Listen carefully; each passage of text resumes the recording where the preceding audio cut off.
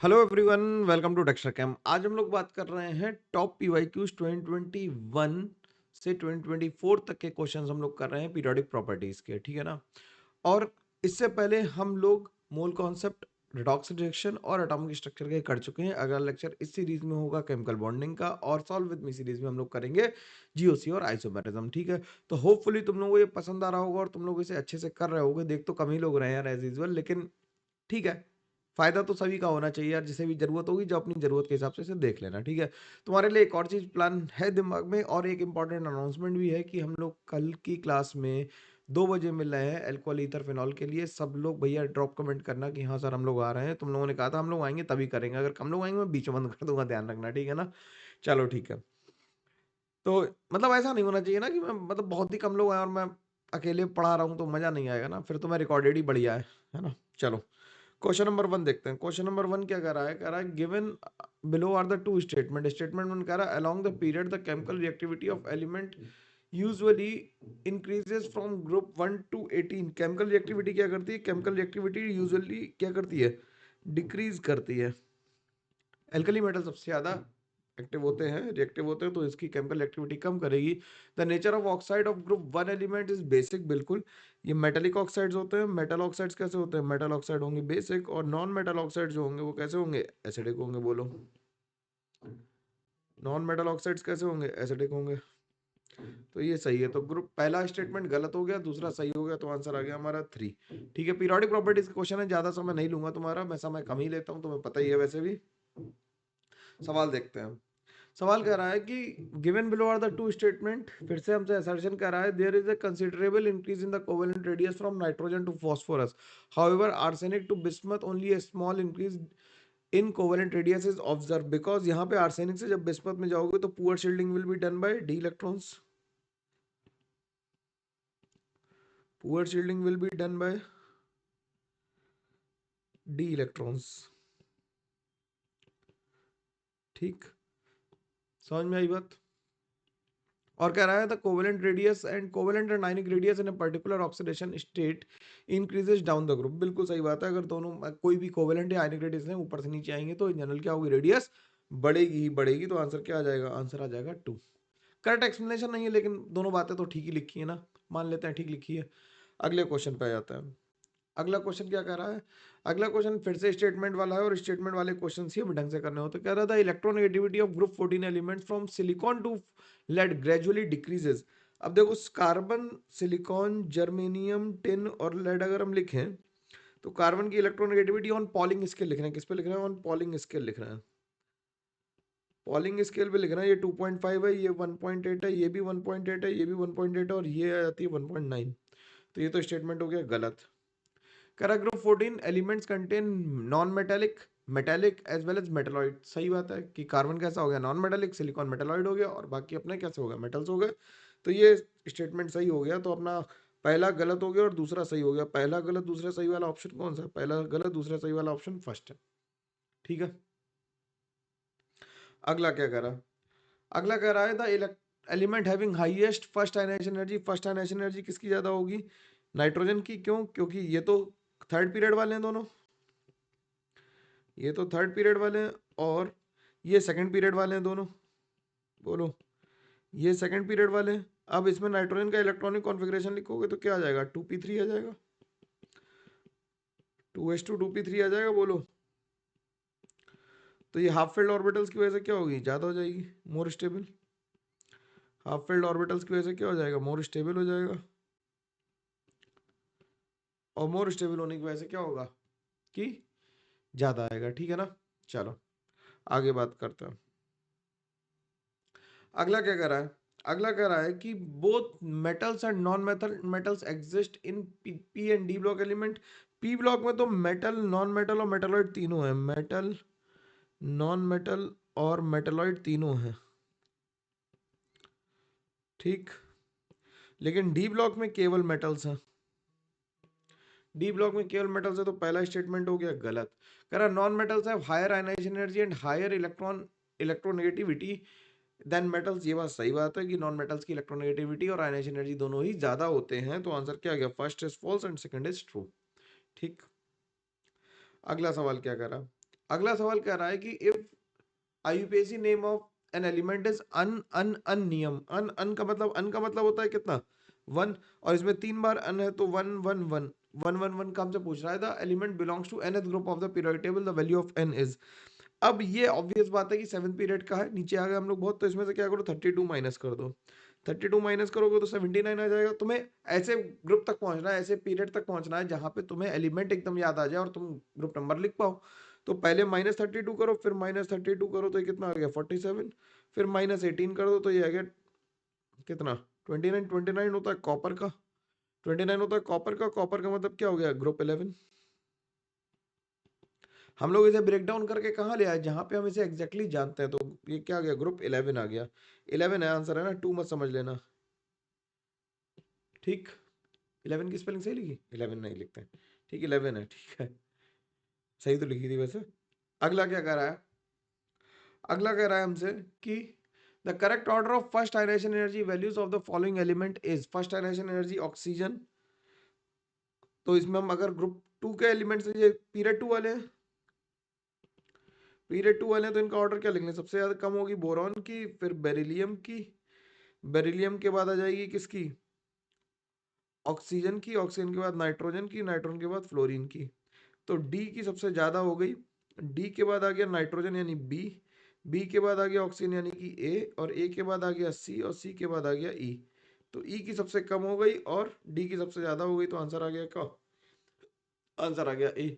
ठीक है, ये तो हाफ फील्ड की वजह से, ये क्यों ज्यादा है हाफ फील्ड की वजह से, और अपने एडजेसेंट वालों से ही ज्यादा होती है। और ये सूडो नोबेल गैस कॉन्फ़िगरेशन सही है। अगले सवाल पे चलता है। अगला सवाल कह रहा है the correct order of first ionisation enthalpy is. अब हमसे कौन से ग्रुप में पूछ रहा है, ये बोरॉन फैमिली है। बोरॉन फैमिली में जो आयनेशन एनर्जी का ऑर्डर आता है वो इस तरह से आता है, एल्यूमिनियम की कम होती, फिर गैलियम की, और फिर थैलियम की। ठीक, एल्यूमिनियम, गैलियम और थैलियम की। ये ऐसा क्यों हो रहा है, due to the lanthanide contraction. ठीक, थैलियम की ज्यादा आ रही, जबकि ऊपर से नीचे आते समय क्या होनी चाहिए थी, आयनेशन एनर्जी कम होनी चाहिए थी। ऐसा क्यों हो रहा है, due to lanthanide contraction.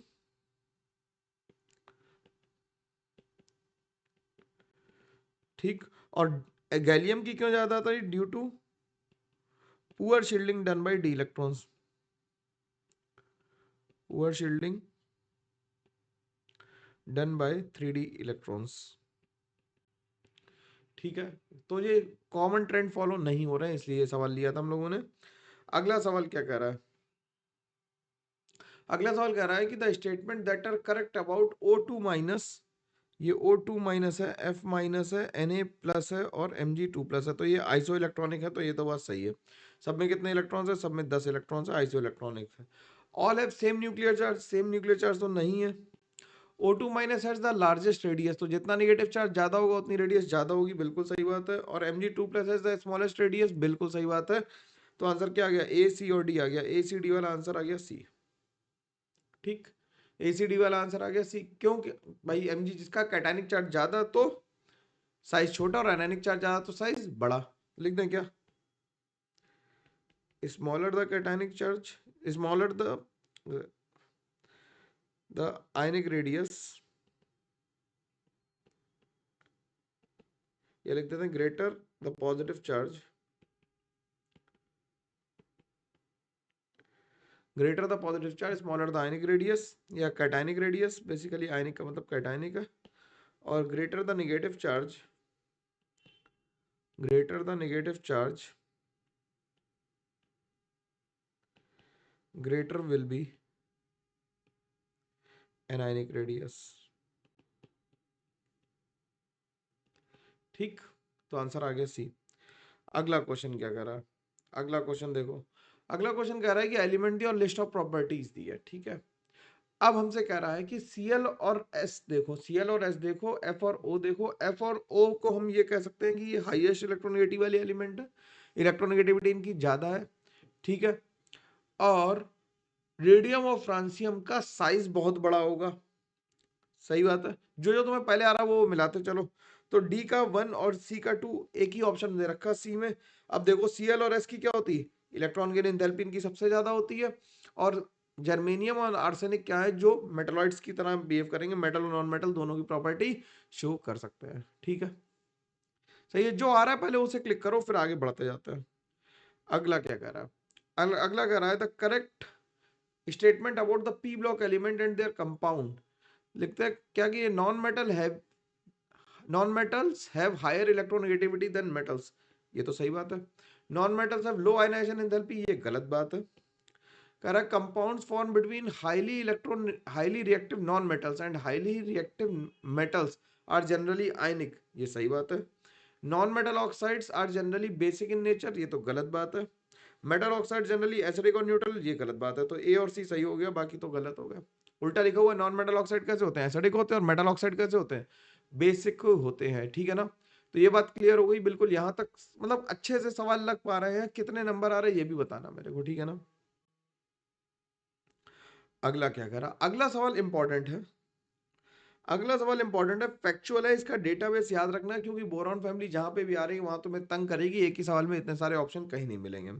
Melting point जो होता है वो टॉप टू बॉटम क्या करता है, सबसे ज्यादा बोरॉन का होता है। ठीक है, मेल्टिंग पॉइंट सबसे ज्यादा किसका होगा, सबसे ज्यादा बोरॉन का होता है, फिर एल्यूमिनियम, थैलियम, इंडियम और फिर गैलियम का। गैलियम तो लिक्विड होता है, तो गैलियम का सबसे कम होगा, तो ये 4 आ गया। फर्स्ट का 4 एक ही ऑप्शन दे रखा, तो आंसर आ गया ये। अब तो मैं, अगर हम साइज की बात करें, M3+ के साइज की बात करें, तो ऊपर से नीचे आएंगे तो साइज बढ़ेगा।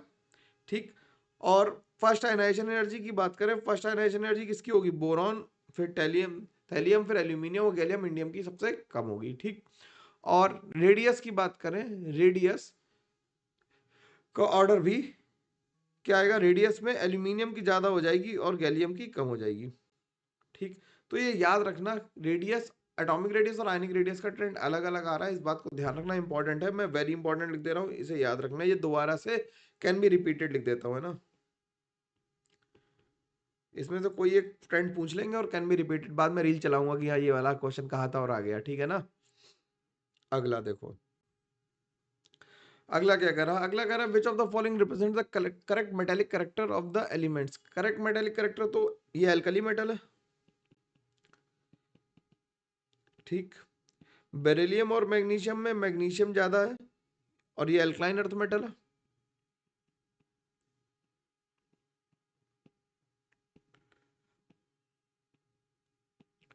ठीक, और सिलिकॉन कैसा है, सिलिकॉन तो मेटालॉइड है, तो आंसर क्या आ जाएगा, आंसर ए आ जाएगा। अगला देखो सवाल, अगला क्या कह रहा है, अगला कह रहा था inert guys have positive electron gain enthalpies, it's correct order is. तो हीलियम की जो इलेक्ट्रॉन गेन एंथैल्पी है वो है +48, नियॉन की जो है वो है +116, जेनॉन की जो है, क्रिप्टॉन की जो है, नियॉन के बाद क्रिप्टॉन आएगा, क्रिप्टॉन की जो है वो है 96, और जेनॉन की है 77। अब देख लो यार, तो हीलियम की सबसे कम हो गई, फिर आ गई जेनॉन की, फिर आ गई क्रिप्टॉन की, और फिर आ गई नियॉन की। ठीक है, अगले सवाल पे चलते हैं। बॉन्ड डिसोसिएशन सबसे ज्यादा किसकी होती है, Cl2 की होती है। Cl2 में क्यों, क्योंकि पी पाई डी पाई बैक बॉन्डिंग बहुत अच्छे से होती है, पी पाई डी पाई बैक बॉन्डिंग बहुत अच्छे से होती है, इसलिए। ठीक, तो ऑर्डर क्या होता है, Cl2 फिर Br2 फिर F2, F2 में लोन पेयर रिपेल करते हैं, और I2 का साइज बहुत बड़ा होता है, तो ऑर्डर ये आता है बॉन्ड डिसोसिएशन एनर्जी का। ये क्या ऑर्डर है, बॉन्ड डिसोसिएशन एनर्जी का ऑर्डर है, बॉन्ड डिसोसिएशन एनर्जी का ये ऑर्डर है। ठीक है, अगले क्वेश्चन पे चलें। अगला क्वेश्चन क्या कर रहा, अगला क्वेश्चन कह रहा है which of the following elements have half filled F orbitals in their ground state. अब इसे तुम डी ब्लॉक का भी समझ सकते हो, इसमें भी कर सकते हो। तो पहला क्या है, 61 पीएम, 62 सोमेरियम, फिर 63 EU, 64 आ गया अपना क्या, गैडोलिनियम। ठीक, फिर 65 आ गया टर्बियम। ठीक, तो इसका कॉन्फ़िगरेशन क्या होगा, जेनॉन लिख लें, है ना। जेनॉन हो गया कितना, 54, 54 के बाद आ गया 4F5 6S2, इसका आ गया जेनॉन 4F6 6S2, यूरोपियम का आ गया कितना 4F7 6S2, गैडोलिनियम का आ गया कितना 4f7 5d1 और 6s2, एक इलेक्ट्रॉन अलग डी में चला गया, ठीक है ना। और टर्बियम का आ गया जेनॉन 4f9 और 6s2। तो एफ ब्लॉक के इलेक्ट्रॉनिक कॉन्फ़िगरेशन तुम्हें याद होने चाहिए। तो हाफ फील्ड किसमें है? यूरोपियम में और गैडोलिनियम में, यानी कि बी और डी आंसर आ गया, तो आंसर ए आ गया अपना। इलेक्ट्रॉनिक कॉन्फ़िगरेशन तुम्हें याद रखने हैं। मैं बार बार कह रहा हूं कि remember this electronic configuration, and लिख के देख लो 2-4 बारी, जिससे कि ये दिमाग में तुम्हारे बिल्कुल सही तरीके से, उचित तरीके से दिमाग में बैठ जाने चाहिए। भाई देखो, कुछ कुछ चीजें तो याद करनी ही पड़ेंगी यार, उनके बिना तो काम नहीं चलता ना, जीवन में किसी का नहीं चलता। तुमने अपने घर का नाम, अपने घर का पता तो याद ही रखा है ना, ऐसे थोड़ी पड़ोसी घर में घुस जाओगे। ठीक है, तो कुछ कुछ चीज याद रखो, और याद इसलिए रखना है क्योंकि हमें पेपर में करना है, सिंपल बात है यार। तो वो अपना प्रेशर उतना पॉइंट दोगे तो याद रहेगा। ठीक, अगला क्या कह रहा है? The correct order of electronegativity of the given elements किसका आ जाएगा? ब्रोमीन है हमारे पास, कार्बन है, एस्टेटाइन है, और ये बहुत अजीब से हैं। ब्रोमीन की होती 3, ब्रोमीन और फास्फोरस को ऐसे देख लो कि PbR3 होता है, इसमें फास्फोरस +3 में होता है। ठीक, मेन दिक्कत है एस्टेटाइन के साथ, क्योंकि एस्टेटाइन मेटल लगता है और मेटल की इलेक्ट्रोनेगेटिविटी फास्फोरस से कम लगती है, लेकिन एक्चुअली मेटल की ज्यादा होती है इसमें, एस्टेटाइन की, और फास्फोरस की है 2.1। तो जो आंसर आ जाएगा वो आंसर आ जाएगा सी। ठीक, आंसर आ जाएगा सी। अगला क्या कर रहा है? अगला कह रहा है from the element BCN Li BeO and F the correct order of first ionisation energy. तो ये तो हम लोगों का स्टैंडर्ड तरीका है क्या, कि लिथियम की, फिर बोरॉन की, फिर बेरिलियम की, फिर कार्बन की, फिर ऑक्सीजन की, फिर नाइट्रोजन की, और फिर फ्लोरीन की। तो ये तो हाफ फील्ड और फुल्ली फील्ड ऑर्बिटल्स की स्टेबिलिटी की वजह से, ये इसमें क्या है? हाफ फील्ड ऑर्बिटल्स है, और इसमें क्या है? Pseudo noble gas configuration. Pseudo noble gas configuration लिखो।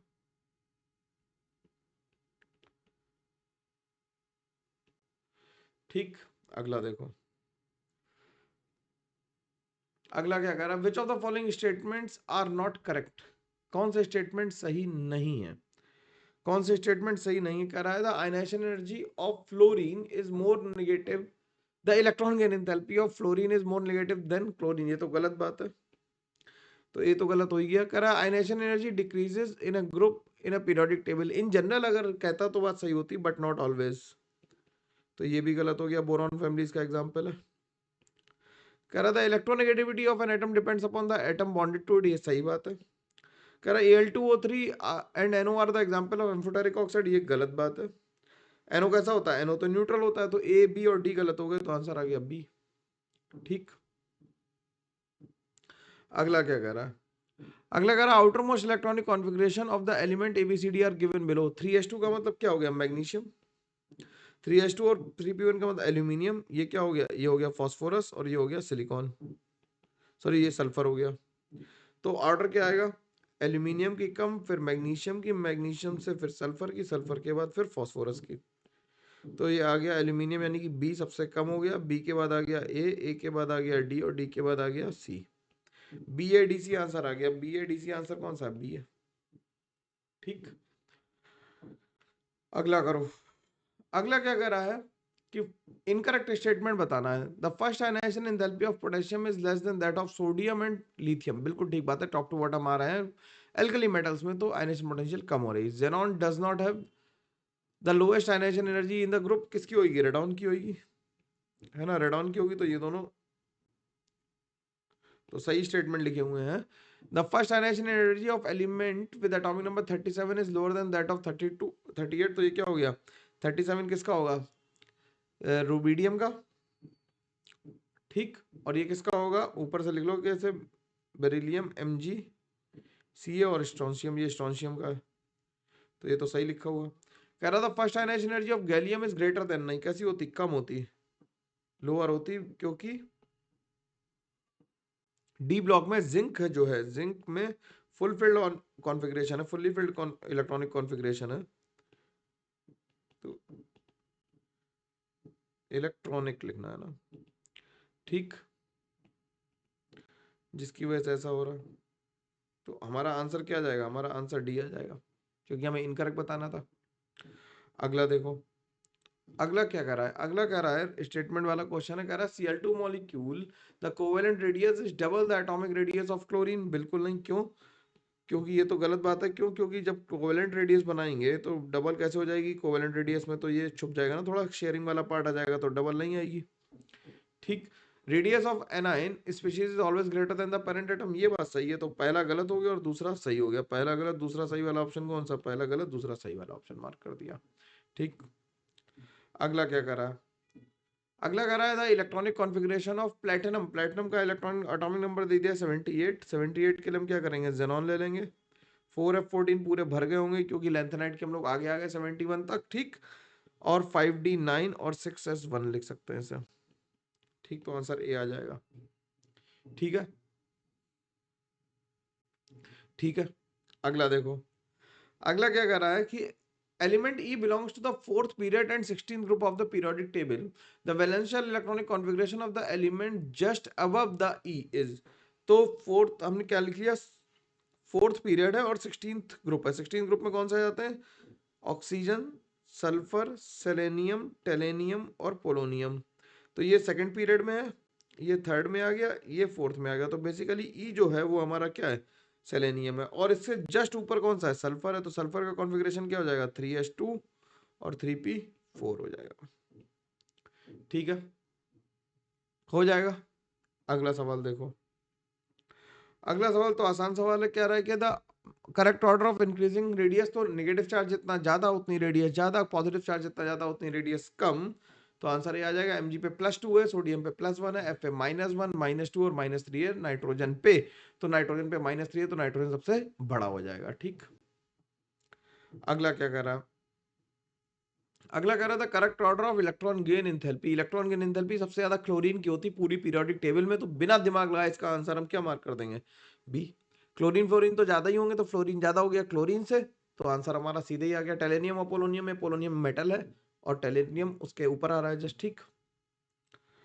अगला देखो, अगला क्या कह रहा है? अगला हमसे कह रहा है क्या कि हमें एक इलेक्ट्रॉनिक कॉन्फ़िगरेशन दे रखे हैं और हमसे पूछा है आयनाइजेशन एंथैल्पी बता दो इसकी। ठीक। तो ये हमें क्या दे रखा है? ये बेरिलियम हो गया, ये ऑक्सीजन हो गया, ये नाइट्रोजन हो गया और ये बोरॉन हो गया। तो ऑर्डर क्या आता है कि बोरॉन की सबसे कम होगी, फिर बेरिलियम की होगी, फिर ऑक्सीजन की होगी और फिर नाइट्रोजन की होगी। तो नाइट्रोजन की सबसे ज्यादा होगी, नाइट्रोजन का 3 आ गया। नाइट्रोजन का 3 है, 4 आया, सॉरी 4 आ गया ना, 1400 है। ठीक। नाइट्रोजन का 4 आ गया। ऑक्सीजन का क्या आ जाएगा? ऑक्सीजन का 3 आ जाएगा। और बेरिलियम का क्या आ जाएगा? बेरिलियम का आ जाएगा दिस, और इसका आ जाएगा 1। तो 1 2 3 और इसमें लास्ट में 1। तो आंसर ए आ गया। मिलाना है बस आंसर यार, अब तो कुछ नहीं करना है इसके आगे। आसानी से हो पाएगा ये भी, इसमें कोई दिक्कत नहीं आनी चाहिए किसी को। अगला क्या कह रहा है? अगला कह रहा है which of the following statements for D I. Mendeleev is incorrect. He authored the book physical chemistry. बिल्कुल, फिजिक्स प्रिंसिपल्स ऑफ केमिस्ट्री सही बात है। ही इन्वेंटेड एक्यूरेट बैरोमीटर, ये यार एनटी ने आंसर नहीं दिया, लेकिन जो एक्यूरेट बैरोमीटर है वो 1643 में डिस्कवर हुआ। ठीक, इन्वेंशन हुआ 1643 में और इसका नाम जो करा वो करा इवान गैलिस्टिया टॉरिसेली। टॉरिसेली का नाम तो काफी फेमस है, पूरा नहीं पता होगा, ई टॉरिसेली कहते हैं इसे। ठीक। और जब मेंडलीव था वो 1869 के लगभग था, तो 200 साल तो जिंदा नहीं रह सकता। तो दोनों ही स्टेटमेंट गलत है। आंसर शायद सी दिया हुआ है सब जगह, लेकिन बी भी गलत है। अगर तुम चेक करोगे तो पता लग जाएगा, क्योंकि एक्यूरेट बैरोमीटर 1643 में ही डिस्कवर हुआ। ठीक, इन्वेंट हुआ। अगला सवाल देखते हैं। अगला सवाल क्या कर रहा है? The metallic character decreases and non metallic character increases on moving from left to right in a period. बिल्कुल सही बात है। कह रहा है due to increase in ionisation enthalpy. Ionisation enthalpy increase कर रही है और इलेक्ट्रॉन गेन एंथैल्पी भी क्या कर रही है? इंक्रीज कर रही है। इलेक्ट्रॉन गेन एंथैल्पी भी क्या कर रही है? इंक्रीज कर रही है। वैसे अगर तुम डिक्रीज इन द सेंस देखोगे कि नेगेटिव साइन, वैसे नहीं देखना। इलेक्ट्रॉन गेन एंथैल्पी क्या कर रही है? इंक्रीज करती है लेफ्ट टू राइट जाने पे। हम लोग यही कहते हैं वर्बल लैंग्वेज में। और जब तुम फिजिक्स पॉइंट ऑफ व्यू से या मैथ पॉइंट ऑफ व्यू से देखोगे तो नेगेटिव वैल्यू बढ़ रही है तो डिक्रीज कह सकते हैं, लेकिन यहाँ पे ऐसा नहीं कहेंगे। ठीक है, तो ये एम्बिग्यूअस है, इसे ऐसा लिखना नहीं चाहिए। इसमें मैग्नीट्यूड के साथ लिखना चाहिए, कुछ ऐसा लिखना चाहिए। ठीक है ना? तो आंसर क्या आ जाएगा? पहला सही और दूसरा गलत हम लोग मान के चल रहे हैं। क्यों? क्योंकि हम मानते हैं कि लेफ्ट टू राइट इलेक्ट्रॉन की एंथैल्पी क्या करती है, इंक्रीज करती है, हम उसके साइन से मैटर नहीं रखते। ठीक, लास्ट क्वेश्चन देख लेते हैं। हम लोगों ने 30 क्वेश्चन देखे थे इसके, क्योंकि कम ही थे ना, 25 लेते तो और कम टाइम में हो जाते। कह रहा था correct order of ionic radius of P3 minus सबसे बड़ा हो गया यार, P3 माइनस सबसे बड़ा हो गया, फिर H2 माइनस हो गया, फिर क्या हो गया, फिर हो गया Cl माइनस, फिर हो गया K प्लस, और सबसे छोटा हो गया Ca2 प्लस। तो ऐसा ऑप्शन कौन सा आ गया, ऐसा ऑप्शन डी आ गया हमें लगता है।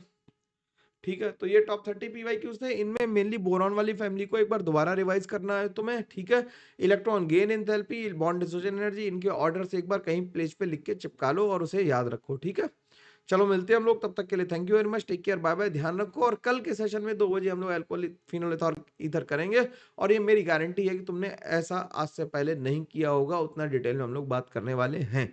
ठीक है, चलो मिलते हैं, तब तक के लिए thank you very much, take care, bye bye, ध्यान रखो, और खूब सारी पढ़ाई करते ही रहो यार, करते ही रहना है, बिल्कुल टेंशन लेने की जरूरत नहीं है। और कमेंट करके बताओ कि कोई दिक्कत आ रही है तो उसे भी हम लोग रिजॉल्व करने की पूरी कोशिश करेंगे। ठीक है, चलो बाय बाय।